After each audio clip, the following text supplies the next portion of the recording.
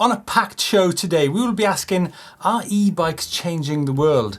We'll be looking at the adventures of e-bike Ken, taking a close look at Intense's new e-bike, and look who we've got on the show.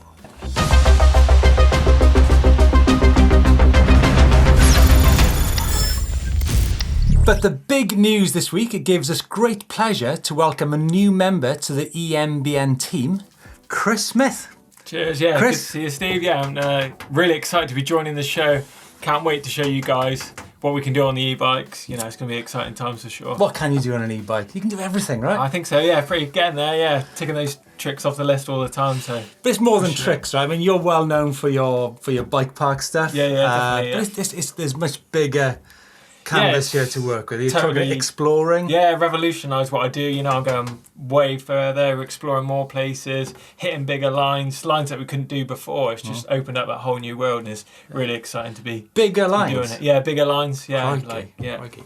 And what about the other side to e-biking? You've got a family. Yeah, I've got family, and so how does e-biking fit into your social and family side of your life? Well, take it the other day, I was out with my dad on Friday. We did like a big 25-mile loop with him. Next day I was out with the wife and the kids. I had a kid seat on the front of my bike. We did another big loop, like 20 miles with lunch. Yeah. Next day I was at the bike park, like hitting 40-foot doubles. You know, it is like a super universal tool, and it's pretty diverse then. Okay, but the big question, Chris, are you as fit on an e-bike as you have been previously? Yeah, for sure. As I say, I think I'm riding more, we're going further. It's actually giving you makes me stronger as well as fitter. I think, you know, you're lugging that big 25 kilo bike around, you know, upper body for sure. Yeah. And yeah, more miles. So yeah, your legs are spinning all the time. So yeah, definitely not a drop of fitness, but definitely feel stronger. Wow. Actually out on my normal trail bike, hopped up this ledge the other day that, you know, I put in like e-bike effort into it and actually landed in the hedge the other side. I actually jumped over the whole thing instead of onto it. It's that crazy. So in the news this week, it seems that twice Tour de France winner and twice Giro d'Italia winner Alberto Contador has switched his road bike to e-bikes on his Trek e-bike in the hills. And he seems to think that they are spectacular. Now we'll be having a closer look at that Trek e-bike later in the show. Now, Intense Cycles were and are pioneers when it comes to downhill racing. Back in the 1990s, not only did they have more travel than everyone else, but their bikes were visually quite striking. In fact, a lot of pro riders decided to use Intense bikes badged up with their own sponsors' names, simply because they'd have a better machinery to work with. Steve, remember, this is EMBN. We're talking about e-bikes. Calm down on your retro 26-inch. Chris, it's all relevant. What I'm saying is that Intense actually brought the motor influence to mountain biking. I agree for sure. Very big factor. Very cool. Know, it was John Tomac, the Athertons. All those guys. Anyway, what I was getting at was back last year when I was in California, I actually went to visit Jeff Stieber because he was at the beginning of his new e-bike project. And last week, I actually got to speak to him on the phone about the new bike in the pipeline, the Taser. Wow.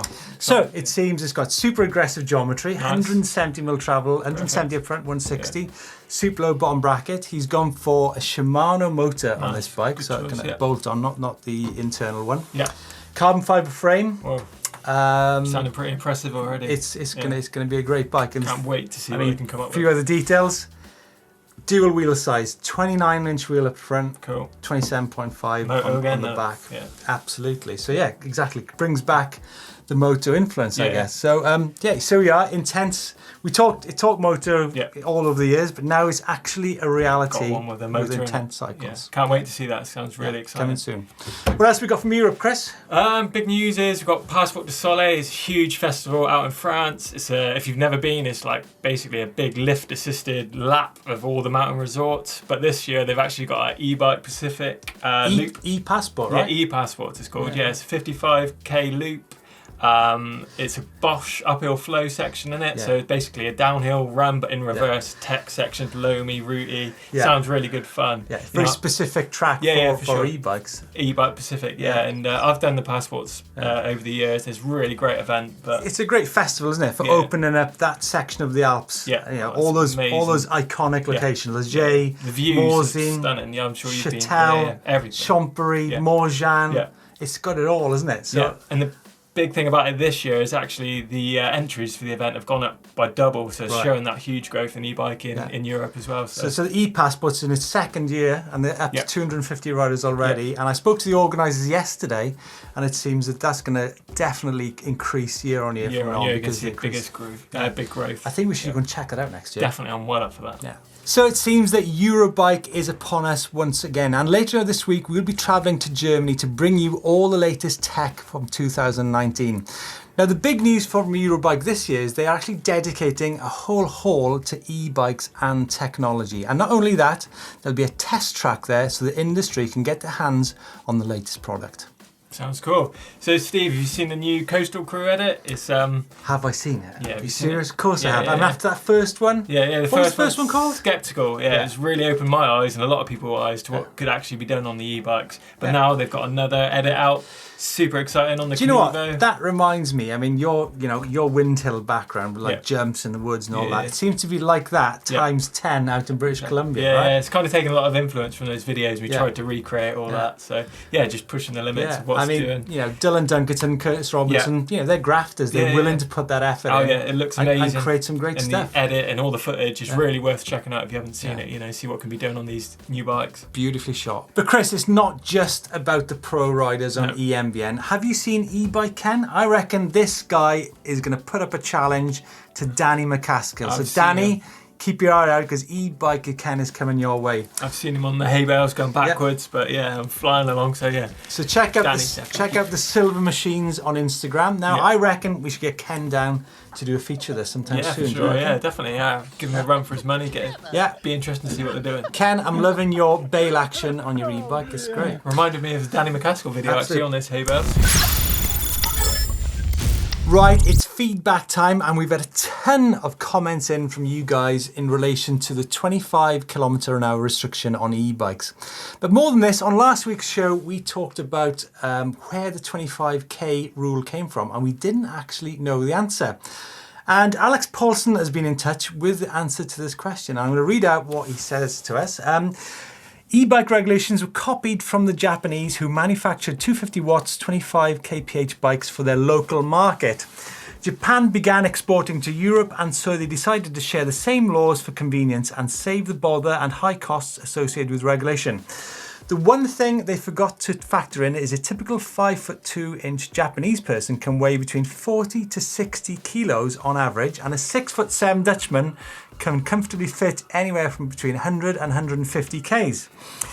Switzerland has different laws because of how mountainous the terrain is both on and off the pavement, and New Zealand is currently higher and looking to increase it again for those very same reasons. Thanks, Alex. Chris, what do you think about the 25k?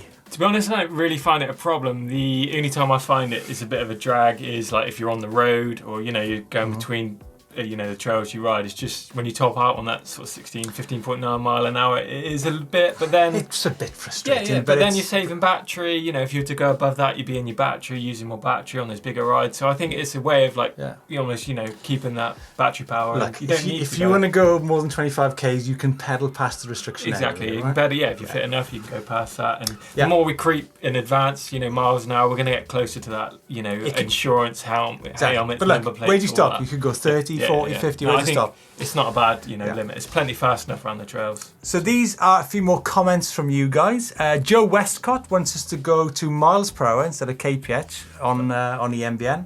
Anton Peterson says set the speed to 35 kilometers per hour and you're done. Kit Babcock, no one gives a rat's about your street legal e-bike. Build something awesome. Berka Ang wants 150 kph limit. That's going to be pretty crazy. Yeah, Thomas Varga rightly points out that EMBN is an international audience, so metric is what most people use. Definitely. Yeah, nice one, Thomas. Paul McBurney says, but not in the gnarly stuff, but certainly for the transit sections, as I mentioned. Go on, this final one is FB Nibs. He says, I think it's perfect. Don't keep messing around with this matter, please. I kind of agree with that. Yeah, you do. But I'm sure we will be talking about this matter much more in the future. Heated debate. Yeah, don't forget to come back to us with all your comments. Leave them down below here on the 25k restriction. Whilst we were out on the trails, we get to meet lots of different people from different backgrounds. And last week I met up with Simon Mould, who's a recent EMBN convert. So continuing our series of who we meet on e-bikes out and about on the trails, today I'm with Simon Mould, who has just bought his Specialized Kenevo. Simon, mountain bikes aren't new to you though, right? No. How long have you been riding? Oh, it's got to be 30 plus years. Whoa! Yeah, long time. Yeah, we used to build our own bikes as kids, yeah. Right. Yeah. Talking about building bikes, you used to work at Evans Cycles, right? Yeah, I worked at Evans Cycles, I've worked at a couple of bike shops as a mechanic and bits and pieces and sales. So yeah, so I've been around bikes a long time. So tell us the story about, how did you come to buy an e-bike then? It's one of those things, I wasn't anti e-bikes because I'm like old school mountain biking. I thought, e-bikes. But I've never been off the idea of them. But I just got to the stage in my life now, I've lost weight, I got fit. So how did you lose weight? I lost weight, I was so... Do you mind me asking how sort of... Well, I'd got up to about 25 stone. Whoa. Kenevo or no Kenevo, that bike's not going to be going flying up the hill. No. So I so wanted to get back into cycling to get fit and lose weight, but I was worried about breaking a bike, basically. Yeah, right. So I dieted, went to a diet club. I'm not going to promote any diet clubs, but I went to a diet club, lost some weight so then I could start cycling again. And then you bought a conventional non-e-bike? I bought a conventional non-e-bike because I thought, well, I wouldn't mind an e-bike to help me lose weight, but I thought I would lose weight quicker by doing it on a conventional bike. On a conventional bike. So that's what I did. Right. Lost the weight, I lost 7 stone. 7 stone? 7 stone. Whoa! 7 stone? Yeah. Crikey, that's... I had a bit of spare money, I thought, let's see what these e-bikes... It's just going to be nicer on the battery losing 7 stone as well, isn't it? But that's what I think in hindsight now, I would say if you're looking at going back into cycling, your kids have, in my case, my kids have gone to university, so I have the time to invest in myself. Yeah. I would go straight to an e-bike because an hour out on a bike is an hour out on a bike. So have you been finding you're still maintaining your fitness on your e-bike as on the conventional bike? Yeah, definitely. Right. I've got. I invested in a computer with a heart rate monitor, so I can gather all the data. And a nice thing with the mission control on the Specialized app, it all links together. It all talks to the Garmin, so I can actually see how much energy I'm using, what I'm expending. So you're actually getting obsessed with training then? I have been. Well, I have to be. I've entered an enduro race in 3 weeks' time. So I have been training since last November for that. Great. So. And it seems to me that you've actually brought some of your mates along onto e-bikes as well. Yep, for work colleagues of Ivan sat behind us there. Yeah, and another guy at work I think could go that way. Yeah. It just puts the fun back into cycling. Great stuff. And do you know what? Today we're at Pedal Bikeway in the Forest of Dean, and we've actually seen, I think, about 50% e-bikes out on the trails today, right? Yeah. It's bonkers. Yeah. Simon, thanks for joining us. You're more than welcome. Cheers, man. Take care. Now, talking about losing weight, the big question, are e-bikes changing the world? Well, certainly the people of French Polynesia are doing their part in this respect, and they have a new initiative out in Tahiti and all the islands there, which introduces green tourism, enabling travellers to visit the heart of the island on e-bikes. But it's not just the heart of the island, they have other news too, right? Yeah, good things they're doing out there, really impressive stuff. They're building a school out there, but even better news for us is they're building a big bike park, so getting more kids on bikes. Sure you're into that, right? Yeah, definitely. Can't wait to see the work they're doing out there. Obviously, it's not just about e-bikes. E-bikes are quite expensive. Now, there's also a scheme where they're going to be going into local schools and less favoured areas, teaching the youngsters how to ride e-bikes and also enabling them to travel the world to international mountain bike races by way of the partnership with Tahiti Air Nui. So yeah, amazing news, getting those kids out there, losing weight, great results, and top work. And not just kids losing weight, everybody losing weight, right? Yeah. They're doing more people on bikes. They're doing their bit in French Polynesia, that's for sure. That's good. Nice one, and nice one to Mehdi Gebrelages for keeping in touch. Yeah, good work. Chris, it is time for your first ever Where in the World. So let's get the globe out. Switch her on. Phil, you didn't plug it in, man. Switch it on. There it is. Nice. Let's give it a spin. Give it a spin. This week's Where in the World is from Derek Hayes from Omaha in Nebraska. Nebraska. That's going to be up there, right? Montana, Idaho, Wyoming. You Nebraska, reading glasses again, or are you all right? Nebraska, there you go. It's above South Dakota. And that's exactly where Derek Hayes has been to. He's actually rented out a couple of Focus Jam Squared and a Trek Powerfly. And this is a picture of Derek out in the, would you call it desert of South Dakota? Yeah, I think it looks so. pretty hot though, doesn't it? Pretty warm to me. Yeah, it almost looks as hot as it is over here at the minute. It's pretty arid, yeah, for sure. We had this one in here from Steve, didn't give us your surname, from Western Australia. And obviously there's some really remote beaches out there in Western Australia. He's got his own home-built conversion, which he says he's loving as it gets him back out on his bike. Exploring camping and riding more than ever, even if it's a sunset beach. So obviously there's some remote beaches. This is a Kona WO with, what does that say, Bluetooth forks? Bluetooth forks, so yeah, fat bike forks and 4.8 tyres. Send us in your trips. We want to know about all these places and adventures you've been on. Let us know, send us an email about all that stuff. This then is the new Trek Powerfly. Obviously the Powerfly is not a new model from Trek, but this year there's a few nice new features on this bike. More than anything, it's that removable integrated battery on the down tube. There's no tools involved in this system. You simply pop it out and there's an integrated handle there, which means you can carry it around very easy. The cover is part of the battery. So it means that if you're carrying this bike around, you can take the bike into the hotel, charge it up, whether you're traveling. It's nice and simple. But it also means is that Trek now have a water bottle mount on the down tube as well. So there you go, that's the main feature of it. Obviously there's the Bosch Performance CX motor on there. It's got the Purion display up on the handlebar with 4 levels of assist. Now I've been a really big fan of the Powerfly over the years, and it continues with this new model. Again, there's 5 sizes available. Trek recommend that for my height at 6 foot that I ride a 19.5 inch. I'm not quite sure about that. I think I'd probably go for the 21. But still, the geometry on this bike is absolutely bang on. Remember, it's 150mm travel on the rear and 160mm on the front. The geometry terms, it's got slightly smaller this year from last year in terms of reach. So it goes from 461mm on the old model to 453 on this one. The bottom bracket is very slightly higher than last year's model as well.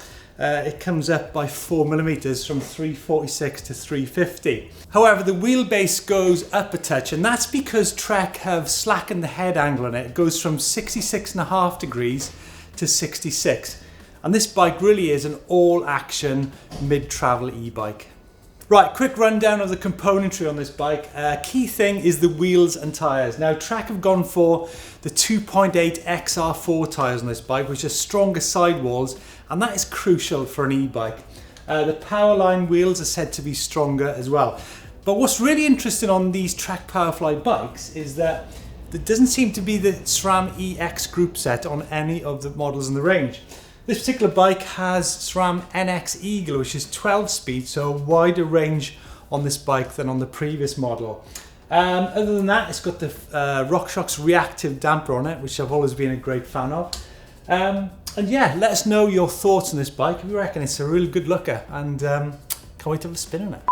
Can I stop you there? And there's breaking news from Shimano, and earlier today they launched the new E7000 E-bike system to go along with the current E8000 found on a lot of the e-bikes we ride. And the news from Shimano is they're going to be aiming this more at the recreational side of things compared to the aggressive trail riding which the current E8000 caters for. And there's lots of new features, new shift switches, new drive unit, new display, and of course smartphone customization. And it's those switches which are a really neat new touch, and that's both in mode adjust and also on gear shifting, because that's going to leave a far neater cockpit setup on your e-bike. Don't forget that left-hand seat dropper is going to be far easier to get at with these little switches compared to the current system. Now, in terms of the motor, it's going to be 500 watts peak and 250 watts nominal, taking you up to 25 kilometers an hour. And remember, you can still customize that drive unit to give either maximum acceleration or better battery conservation. Everything looks visually similar to the E8000, and we're going to bring you more details from Eurobike on the new setup. We simply cannot wait to get our hands on it. Right, it's time for Ghetto Tech, and this week we have a video in from Tom Dale in Cumbria. Right. Chris, what do you think about this? I mean, we have to lube our chains on our Bosch motors. You've done so. Yeah, it's interesting. Obviously, you got the front freewheel on a lot of the e-bikes. What Tom's done is got a piece of aluminium and a nut, basically wedging it in that front freewheel so you can actually pedal those cranks backwards and engage that front wheel so you can lube his chain. Is it a bit excessive? I think it's a bit over the top. I think there's easier ways to be doing it. Poor Tom Dale. It's good, definitely, but there's a lot of machining going on, I think. And, so what would you do? Basically, for a Bosch motor, wedge my front wheel up against the wall, pick the chainstay up, and whilst I'm holding that chainstay, squeeze the chain lube button, but press the walk button so the motor's engaged. So it takes your fingers off while you're pressing the No, just need to make sure your hands are away from that chain, but it's another way. But this is a lot safer for sure. But yeah, see. Don't try this at home. We recommend taking your battery out. Take your batteries out. Don't lose those fingers, for sure. Nice, Tom. So here's the bike vault. The bike vault, indeed. Now, thanks so much to all of you for sending your photographs in. I'm sure you might be panicking you've never had your bike in the bike vault. We've currently got a huge backlog of images and bikes, but I can assure you that your bike will get on the show at some point. Without further ado, Chris, let's go straight in. Who's this from? We got this from Grant Anderson. It's the Lost Gold Mine Trail in Arizona. It looks like a nice matte black with black graphics Kenevo. Looks like he's got a towel on the top tube. Towel or an inner tube or something, yeah. It's a blinking big inner tube, if you ask me. That's plus tyres, so it's going to be a big unit, I think. Liking the cactus, Chris? Liking the liking the cactus. I'm liking the setting, actually. Chris, so. On the spot, here you go. First nice or super nice? I'm going to go... it's non-drive side as well, so I'm going to go... Oh, who gives a damn about drive side and non-drive side? It's equally important on a bike. It is a nice shot. Do you just pedal through one side of the bike? Yeah, I've got one leg. Oh, nah, come on. We're going super nice on that. Super nice, yeah, crikey. sure. Super nice from Chris Smith on the first EMBN show. Nice. Let's move on. Kleber Tonus, or is that Tonus Kleber? Now, do you know what? I stuck this in because all those World Cup riders, they're always lifting their bikes over their heads on the finish line. Pretty strong to be lifting an e-bike. This man from Sao Paulo in Brazil, look at that, 50 kilos above the head. He-Man. Come on, let's give you a second nice or super nice. I don't know, the detailing and, you can't see the bike that good, but... What's your name, Martin Ashton? Yeah. Good effort, looks like it's a nice. Moving on. Focus Sam Squared. This is from Iki Karinkanta in Sweden. Nice. Now this is a good shot. I like this for sure. Yeah, nice background. Bike's perfectly on shot. Pedals level. This is true catalog. Even the logos are in perfect placement on the tires. It's not a perfect shot. That handlebars are slightly above the horizon there. And you've got a bit of tree in the handlebar. Right, nice or super nice? Super nice. I think the boss is actually winding us on. Super nice. Super nice. Moving on, Grant Johnson, 2017 Turbo Lever Comp. Custom decals. In Nashville, Tennessee. Oh look, it's easy. It's easy. Super nice. Yep.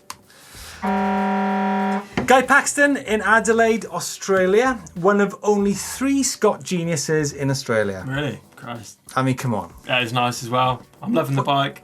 Background, not so much. So. Oh, you just said nice, so it's a nice. Nice for sure, yeah. What are you going for? Well, I mean, one of only 3 in Australia? Oh, that's been a bit mean, Chris. Sorry. All right, this is from home territory. Dan Jones at Windwave, the importer of Fantic bikes. A bit sneaky, Dan, you got this one in there. Yeah. What do you call 3 e-bikes? We call 3 gaggle, isn't it? A gaggle of 3 Fantic e-bikes. Yeah. I reckon you need a bit of flashness. It's a bit of a dull day, but I know they're nice bikes. Nice bike. I mean, I'd love to be there riding that. And it's Dan. We know Dan. He's a good guy. Oh, come on. This is not a mates club. Yeah, it's nice. It's nice. John Glastier. John Gleister. Looks like sheep. proper sheep territory there, isn't it? Where are we here? I'm not sure. I mean, that post... It's Scotland to me. It's Wales or Scotland. It's got to be Wales for sheep, John, I reckon you could have put a bit more effort into lining that bike up there. Yeah, what's going on? Is that a little tartan back, a little bike bag in there and a rear light? Chris, it's a nice, isn't it? Nice. Nice, yeah. Oh, now then, Peter Collins has sent this picture in of a bulls in the Dolomites Mountain. Now, Peter, I was lucky to have spent some time with him on the recent Shimano e-mountain bike experience. This actually isn't his bike, it's one of the test bikes on that trip, and I think it sums up that trip really well, Yeah. Nice bike in the mountains. That's super nice, Peter. Going to be catch up with you sometime soon. So we've got Rob Alvarado here. Ballyhura. Ballyhura. Wales. Ballyhura? Ireland. There's my geography for you.